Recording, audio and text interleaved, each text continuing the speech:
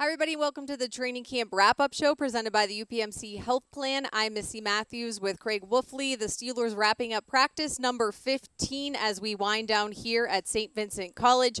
Let's go down straight to the field. Alex Highsmith, kind enough to join us. And Alex, before we talk a lot of things, especially about that first preseason game, explain the last team period you guys just went through and how it ended for the defense. Yeah, I feel like it ended good for us. That's what I love about the practices that we have, and how Coach Tomlin organizes our practices is they're meant to be competitive. And I think today it got very competitive, especially towards the end. And so I think by him doing that, it helps us become competitors, and to be successful, to win in this league, you have to be so competitive. This is the ultimate competitor's game, and so that's what I love about it. And the competition was definitely out today. Alex, the beautiful thing about it is you look across from each other. You've been against Danny Moore and Broderick Jones, all these guys, teammates and everything. But then when you get to the competitive period, all of a sudden it's like, I don't even know you. And that's where the competition derives, because now it's one-on-ones, it's, mano-a-mano, and you have at it. But that's what really keeps the sword sharp, does it not? Oh, for sure. It's iron sharpening iron, going against those guys every day. We make each other better. And just like you said, just you always want to win. So having that competitive edge, like I said, Coach Tomlin's always there, especially during the pass rush one-on-ones. He's always there watching us and driving the competition. I know you see it too. So just him being there, he just really, he demands, that you compete and that you give your all. And so that's what I love about it.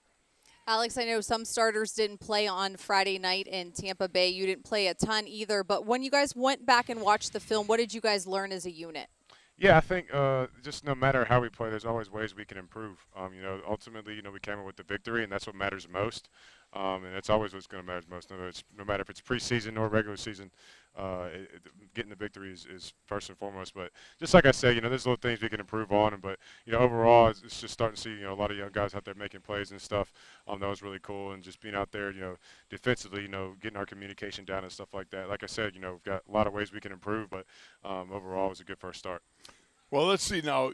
In particular, you got the ghost move, you got the spinnerooski, you got the one-hand stab on the inside. What are we adding to the arsenal that you can reveal without, having to kill me or anything like that? 'Cause it'll make for a short interview. I'm trying to perfect those, and I think I'm going to keep everything close to the vest. Yeah, close to the chest. I'm not trying to reveal too much. So, but at the same time, I'm trying to perfect what I have already. Just continue to get better in that way. Alex, when Nick Herbig came in, he played a lot of special teams in Tampa, but then we saw him on defense and what he was able to do in a limited number of snaps. What do you guys like about him, and what can we expect from him this rookie year?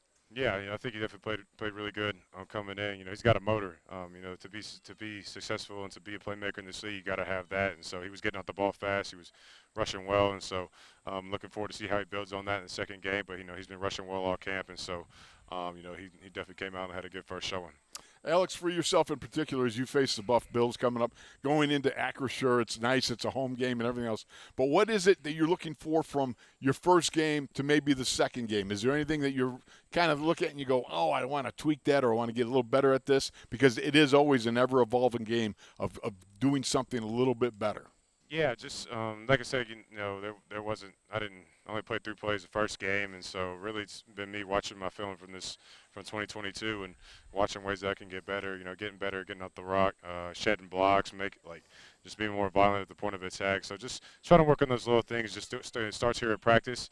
I feel like I've been doing that, and I'm looking forward to see it translate to the game. Alex, we know it will be ultimately up to head coach Mike Tomlin, but does the first team unit on defense want to play together? Not a significant amount of snaps on Saturday, but enough to just knock off the rust and know that what you guys are doing out here on the practice fields can translate to game situations? Yeah, for sure. We'll see what decisions made, but it's always good to get out there and get your feet wet for the year and go out there and get some reps and stuff like that. So we'll see when that decision is made. But it's always, like I said, even though I was only out there 3 plays the other day, it was good to get out there and just get some plays in and stuff like that. So we're gonna see. All right, Alex. Thanks for your time as always. We really appreciate it. Yeah, thank you guys. Thank you, brother. Appreciate it. All right, so the defense getting a little excited at the end of practice today.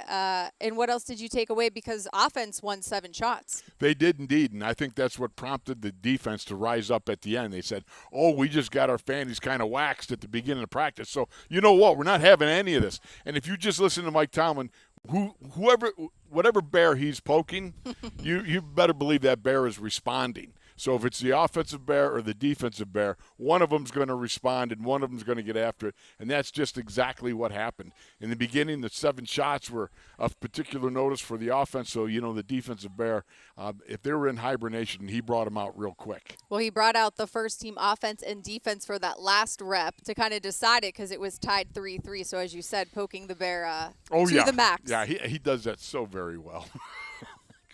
Coach certainly does. But, we also got a chance to look at Spencer Anderson, another guy that's interesting because the more you watch this guy, the more you find yourself watching this guy because he doesn't just play center. He doesn't play right tackle. He plays all 5 points from left tackle to right tackle, all points in between. And, Missi, the thing that's interesting, he does all of it very well. It's not that he doesn't have the colossal size and athletic gifts maybe on the same level as Broderick Jones, but at the same time, he always looks in place. He never looks like he's out of place and not understanding conceptually what he's supposed to be doing. He's got good feet. He's got good hands. He's got balance.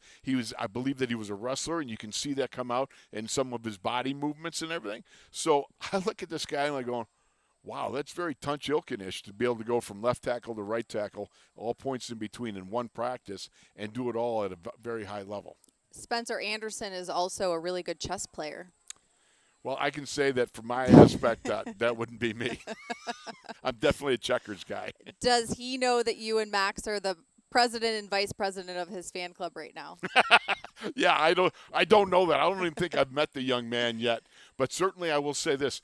When you watch him, he's got that innate sense when as a tackle set, he will maintain that inside position, and he will step slide accordingly, staying with good balance all the time. He doesn't give away the inner vector on you.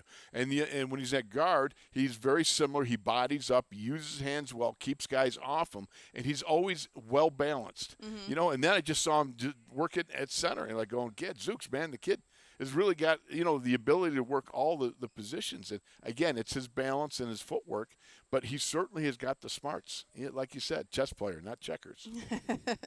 In terms of Elijah Riley, he's a guy that he keeps flashing on the practice fields, and especially with the injuries that the safety position was dealing with, has had a ton of reps, which is great for him, and you like some stuff that he was doing today at practice. Yeah, as well. I'm also an Elijah Riley fan. I wonder why. I wonder why with the West Point. I got to talk to him and see. I wonder if he came across Major Kyle Jacob Wolfley, who was a professor. Think about that. That'll be Wolfley wild. At West Point. I mean, he graduated from there with honors. My son Kyle did. When Tunch heard that, he said, wow. He said, man, when that apple fell from the tree, it landed the next valley over, man. But seriously, Elijah Riley's a smart young man. You can see in his movements. He's determined. He's got instinctive movements. He's able to read the situation in front of him. Again, not getting out of place, and a great effort guy. Before practice, Max and I were talking about last few days. It's hot. You've been here a while. You've already had some game action, so you have to motivate yourself, is what he was saying he and his teammates used to do. What did you see from the energy level down on the field today with this team? I think it was more of a forced energy level than it was a couple days ago, but it was still the productive energy level that you have to force. Chuck Noll always used to say, you have to will your body to do it. You can't simply go in and go, all right, another day. No, you have to mentally make sure that you are enthusiastic, and that's why he always brought out enthusiasm over emotion, because enthusiasm is self-generated. And emotion is too up and down, and it depends on how things are. Enthusiasm is something you determine in your mind, and you carry it out as you walk throughout the day. You bring it out on the field with you. As Mike Tomlin used to have a sign that back on the south side, it says, take the field. Mm-hmm. You don't walk out on the field. You take the field, because it's a mental thing that you flip that switch, and you got to go. And that's exactly what today was. They took the field. They got it going when some of it just seemed like in the early aspects of it, they're kind of getting a little tired or something, but boom, they kicked it up and they went after it. All right, well, they have practice tomorrow at 1:55. Thursday's practice has also been changed to 1:55 as well. Then they break camp. First preseason game at Acrisure Stadium on Saturday. What's one thing you're going to be looking for in that second game? Before that is the Latrobe 500. That doesn't count. Okay, all right. So we won't. Are you going to be part of it? Well, you know that. We won't tell anybody. No, we're not. Yeah, I'm sorry to all the police officers that'll be on duty. I'm driving the speed Take limit. the back road. That's it, exactly. But I'm looking for guys. They drove a stake in the ground on the first game. Whatever it was, whether it's the 3 plays or 30 plays or 49 plays that I think Spencer Anderson had, or no, I'm sorry, it was Broderick Jones.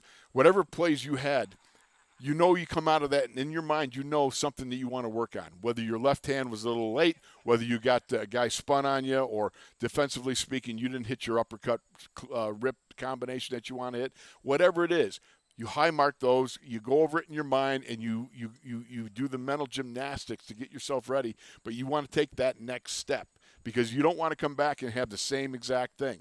Coaches are looking for who starts creating separation between themselves in the lines. You know, you've got one guy, and he might be really good at the speed rush, another guy at bull rush. Well, how do you do when you got to flip those assignments? You've got to be different and doing something else. That's what they want to start seeing. Can you do more, and can you do something a little bit better than you did last week? All right, well, thanks so much for your post-practice wrap-up, and thanks everybody at home for joining us. Again, practice tomorrow at 1:55. You can join Mike and Max for the training camp preview show. See everybody later.